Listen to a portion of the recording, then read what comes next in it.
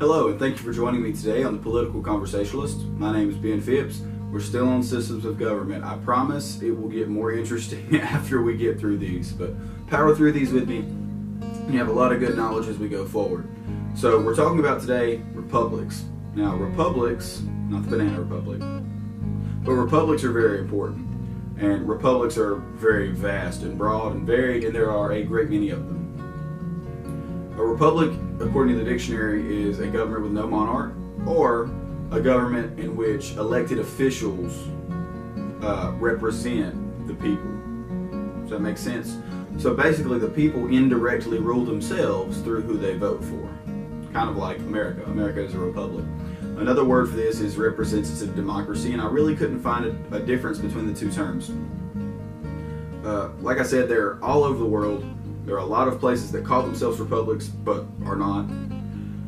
But one keynote before we go into examples, without the country of France and without Napoleon, I don't think Republican ideology would be anywhere in the world as prevalent as it is today.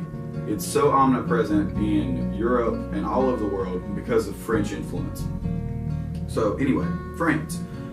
Starting with the storming of the Bastille and bathed in the blood of the guillotine, France was trying to become a republic. There was a very bad monarchy in power, and when there was a huge revolution, Napoleon ended up taking power, and he had republican ideals. However, he took power, got mad with power, kind of became an emperor. Long story short, wasn't technically a republic under Napoleon. But when 1870 hit, it became the Third Republic, and that's the Republic of France we're going to talk about. From 1870 to 1917, I believe. So the Third Republic is textbook republic. In fact, it was probably one of the first examples of a republic.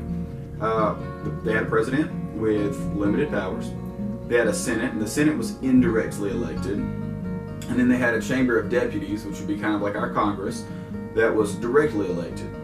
And the Senate would be elected by those deputies. So you have indirect power coming from the people. They also had universal male suffrage, which again, for the time, was very, very, very forward thinking. Sorry ladies, but still, this was 1870 to 1917. Slavery was still going on in many parts of the world. So very, very forward thinking by the French Third Republic. And that's probably the basis for many republics around the world. France kind of led the way with republics. Anyway, we're going to talk about another one that I just want to mention because you never hear about it. The Dominican Republic.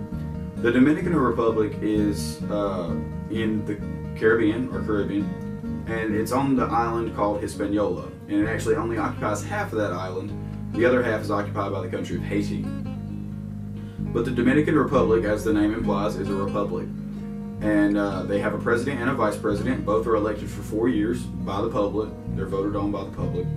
The only difference between that president and our president is it's explicitly written in the Constitution that the Dominican Republican president can take emergency powers should there be a war or a natural disaster or something like that. They have a Senate, which has 32 members. And then they have a House of Deputies. They have a House of Deputies that's equivalent to our Congress, that is based on the population. So kind of like we always have the same number of senators in America, and then, well, Congress has reached a cap as of late, but our Congress is supposed to be based on population. They also, just like us, have the Supreme Court, and in fact, it's one of the better places to live, I would say, in the Caribbean, because there's actually, when I started looking up things online about the Dominican Republic, it seemed that it was a somewhat popular place for people to retire to from the United States because it has a very low cost of living.